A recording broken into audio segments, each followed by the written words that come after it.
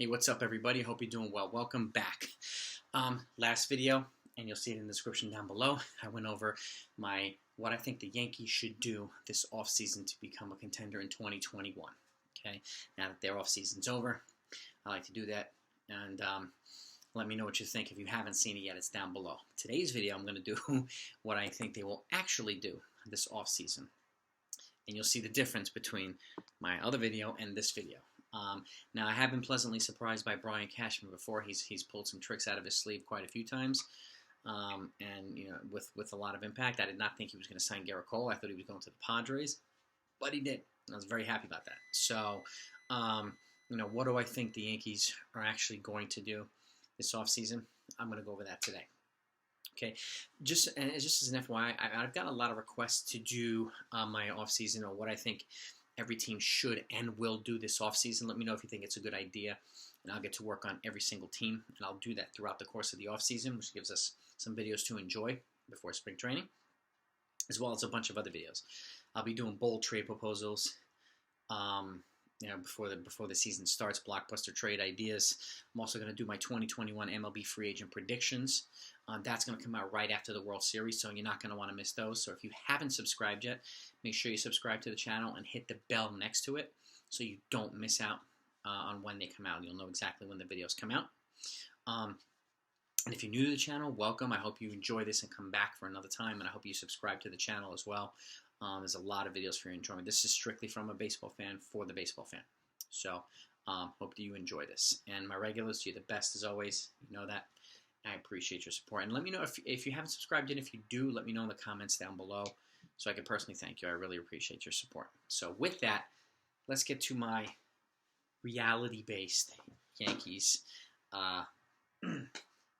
off-season results, predictions. So I hope I'm wrong about this, but we'll see.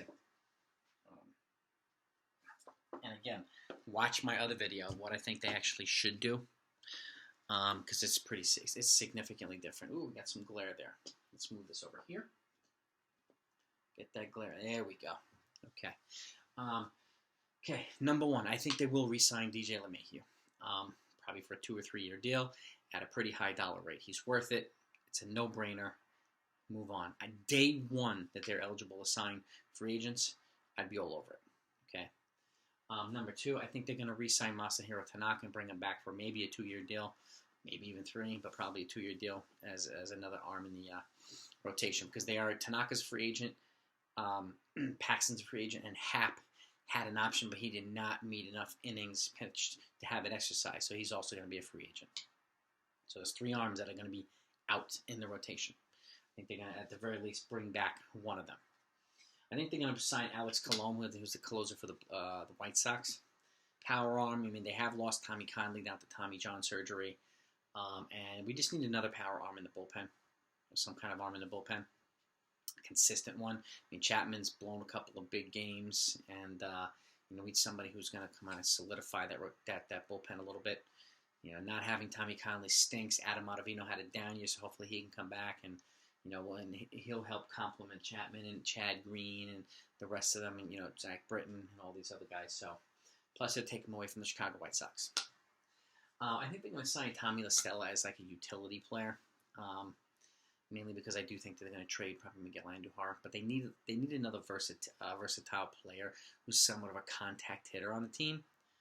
We're a little overly reliant on the home runs. We strike out way too much, particularly on bad pitches. So Tommy La Stella will give their infield a little bit of versatility, give them a little bit more contact hitting. Not a sexy pick, but it is what it is.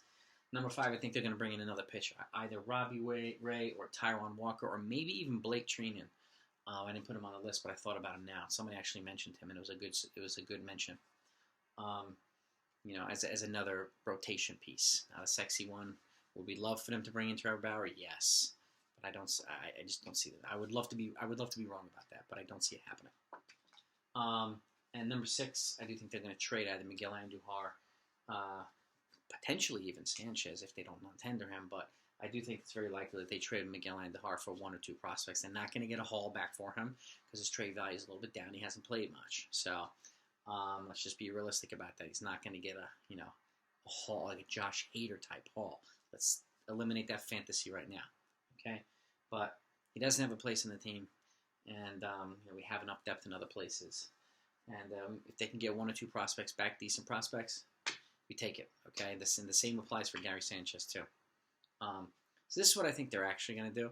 Not a sexy offseason. Incremental moves, giving them a little bit of versatility, a couple arms. But I do think they'll bring back 2 arms in the rotation, as well as continually letting Davey Garcia and Clark Schmidt and Michael King and Jordan Montgomery continue to grow and develop. So not a sexy offseason. So I really hope I'm wrong, because there's opportunities this offseason for some big signings and potentially big trades. And you'll see them in the other video if you haven't watched it yet. So this is my offseason for the Yankees. Let me know what you think. And I hate saying it as a Yankee fan. I just don't see a lot happening. There's other opportunities out there as well that I didn't even put on my should do video, but because the Yankees have about $75 million coming off the books, not including Jacoby Ellsbury, who's finally off the books. Even though the Yankees released him in spring training, and even though insurance covered his salary for this year, or the majority of it, it's still counted towards the Yankees' payroll. Okay, so that's another $22 million. So now they have about $97 million coming off the books. So they have an opportunity to spend, but they've been a little frugal. So just because they have 97 coming off the books doesn't mean they're going to spend 97. That's for sure. Hal Steinbrenner has been a lot more frugal than George Steinbrenner has been. So, and I see that continuing, but I do see them making some moves. So, let me know what you think. Put your comments in the description down below. And again, I hope I'm wrong about what the Yankees do. I hope they really, really blow us away with a move or 2, but we'll see. If you enjoyed this, please hit the thumbs up. And again, if you haven't subscribed, please do so. I appreciate your support. And let me know what other kind of videos you want me to put. Put them in the comments down below, and I will make sure that I have a plethora of good videos coming this offseason. I'll talk to you next time.